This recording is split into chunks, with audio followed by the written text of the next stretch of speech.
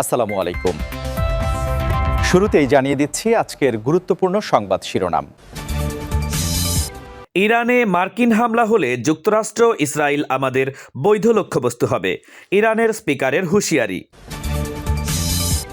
ইরানে হামলার উপায় ভাবছে যুক্তরাষ্ট্র, হামলা হতে পারে বেসামরিক স্থাপনাতেও। প্রতিরক্ষা জোট গঠনের পথে পাকিস্তান, সৌদি আরব এবং তুরস্ক। সরকার বিরোধী বিক্ষোভে উত্তাল ইরান, নিরাপত্তা বাহিনীর শতাধিক সদস্য নিহতের দাবি। খামেনির দেশত্যাগের গুঞ্জন, অস্বীকার করল ইরানি দূতাবাস। ইরানে মার্কিন হামলা হলে যুক্তরাষ্ট্র ইসরায়েল আমাদের বৈধ লক্ষ্যবস্তু হবে, ইরানের স্পিকারের হুঁশিয়ারি। ইরানের ওপর মার্কিন হামলার আশঙ্কার মধ্যেই যুক্তরাষ্ট্র এবং ইসরায়েলকে কঠোর হুঁশিয়ারি দিয়েছেন ইরানের পার্লামেন্টের স্পিকার মোহাম্মদ বাঘের ঘালিবাফ। রোববার পার্লামেন্টের এক বিশৃঙ্খল অধিবেশনে তিনি ঘোষণা করেন যে প্রেসিডেন্ট ডোনাল্ড ট্রাম্প যদি ইরানে সামরিক আক্রমণের নির্দেশ দেন, তবে ইসরায়েল এবং এই অঞ্চলে অবস্থিত সমস্ত মার্কিন সামরিক ঘাঁটি এবং জাহাজ চলাচলের কেন্দ্রগুলো ইরানের বৈধ লক্ষ্যবস্তু হবে।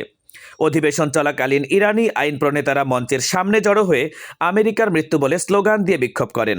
ঘালিবাফ ট্রাম্পকে ভ্রান্ত অভিহিত করে বলেন, ইরান কেবল প্রতিশোধমূলক পদক্ষেপেই সীমাবদ্ধ থাকবে না, বরং ট্রাম্প এবং তার মিত্রদের যে কোনো ভুল পদক্ষেপের চরম জবাব দেবে।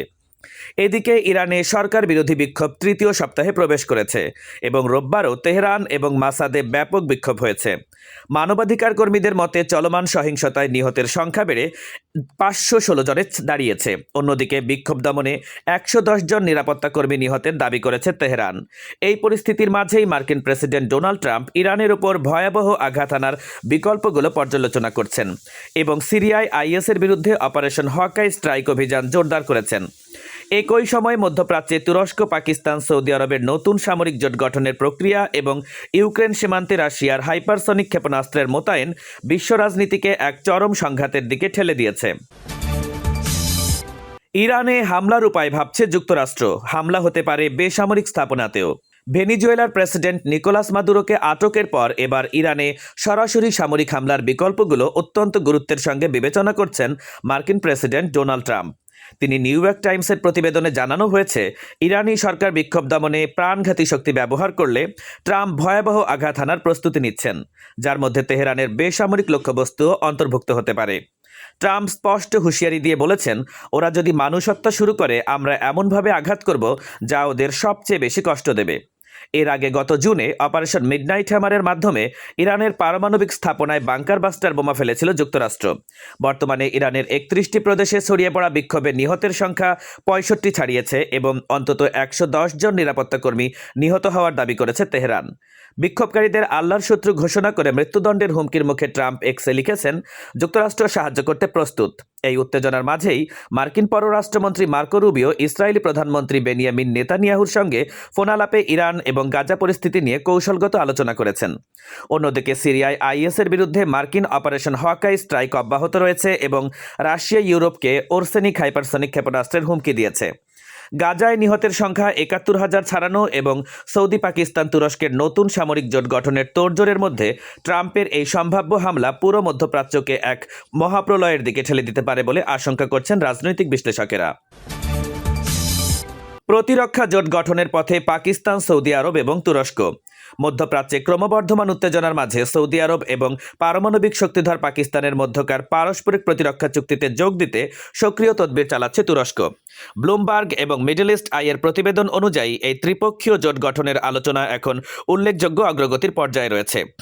এর মাধ্যমে বিশ্বের একমাত্র পারমাণবিক শক্তিধর মুসলিম দেশ পাকিস্তান, ন্যাটোর দ্বিতীয় বৃহত্তম সামরিক শক্তির দেশ তুরস্ক এবং আরব বিশ্বের প্রধান অর্থনীতি সৌদি আরব একই সুতায় বাধা পড়তে যাচ্ছে। এদিকে রয়টার্স জানিয়েছে, পাকিস্তান, সৌদি আরব এবং তুরস্ক সমর্থিত সুদানের সেনাবাহিনীর সঙ্গে $150 কোটি একটি বিশাল অস্ত্র চুক্তি চূড়ান্ত করতে যাচ্ছে। এর আওতায় সুদানকে 10টি কারাকোরাম 8 ফাইটার জেট, 200-রও বেশি ড্রোন এবং উন্নত আকাশ প্রতিরক্ষা ব্যবস্থা সরবরাহ করবে ইসলামাবাদ। এছাড়া সৌদি আরবের $200 কোটি ঋণকে JF-17 যুদ্ধবিমান কেনার চুক্তিতে রূপান্তর করার আলোচনাও চলমান রয়েছে। এই নতুন মেরুকরণ এমন এক সময় ঘটছে যখন সৌদি আরব এবং আরব আমিরাতের দীর্ঘদিনের সম্পর্কে ফাটল ধরেছে এবং ইয়েমেন এবং সুদানে তারা বিপরীত পক্ষকে সমর্থন করছে।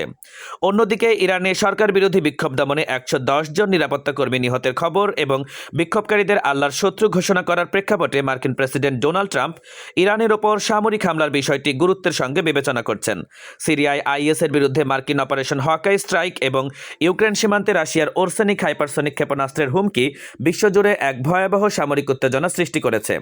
সব মিলিয়ে তুরস্ক, সৌদি আরব এবং পাকিস্তান জোট মধ্যপ্রাচ্যের ক্ষমতার ভারসাম্য বদলে দিতে পারে বলে মনে করছেন রাজনৈতিক বিশ্লেষকেরা। সরকার বিরোধী বিক্ষোভে উত্তাল ইরান, নিরাপত্তা বাহিনীর শতাধিক সদস্য নিহতের দাবি। ইরানে চলমান সরকার বিরোধী বিক্ষোভ দমনে নিরাপত্তা বাহিনীর অন্তত শতাধিক সদস্য নিহত হয়েছেন বলে দাবি করেছে দেশটির রাষ্ট্রীয় গণমাধ্যম। আধা সরকারি বার্তা সংস্থা তাসনিম জানিয়েছে, দেশ জুড়ে চলা এই বিক্ষোভে নিরাপত্তা বাহিনীর 109 জন সদস্য প্রাণ হারিয়েছেন। রাষ্ট্রীয় টেলিভিশনের বরাতে আল জাজিরা জানিয়েছে, শুধু ইস্পাহান প্রদেশেই পুলিশ এবং নিরাপত্তা বাহিনীর 30 জন সদস্য নিহত হয়েছেন এবং গত 8 এবং 9 জানুয়ারি দাঙ্গা দমনে অভিযানে আরও 8 সদস্যের মৃত্যু হয়েছে।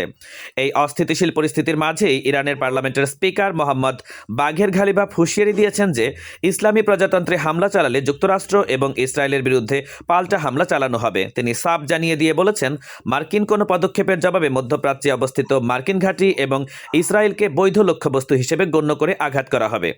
এদিকে মানবাধিকার সংস্থাগুলোর মতে বিক্ষোভে এখন পর্যন্ত 265 জন এবং বিক্ষোভকারী নিহত হয়েছেন এবং 2300 জনের বেশি মানুষকে আটক করা হয়েছে।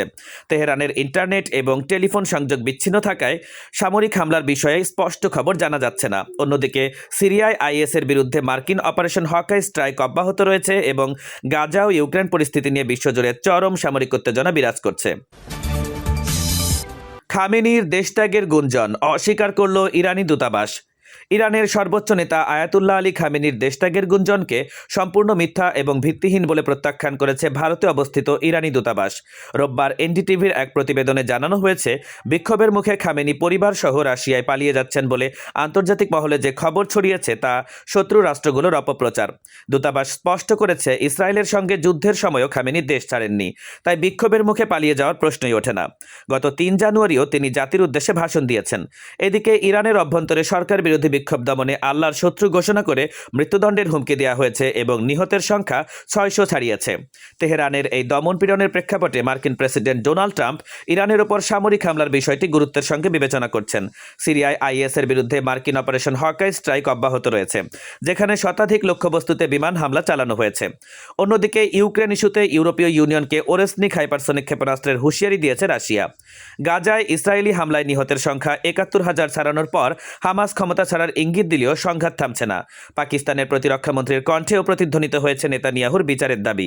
সব মিলিয়ে ইরানের রাজনৈতিক সংকট এবং বৈশ্বিক সামরিক উত্তেজনা এক ভয়াবহ রূপ ধারণ করেছে।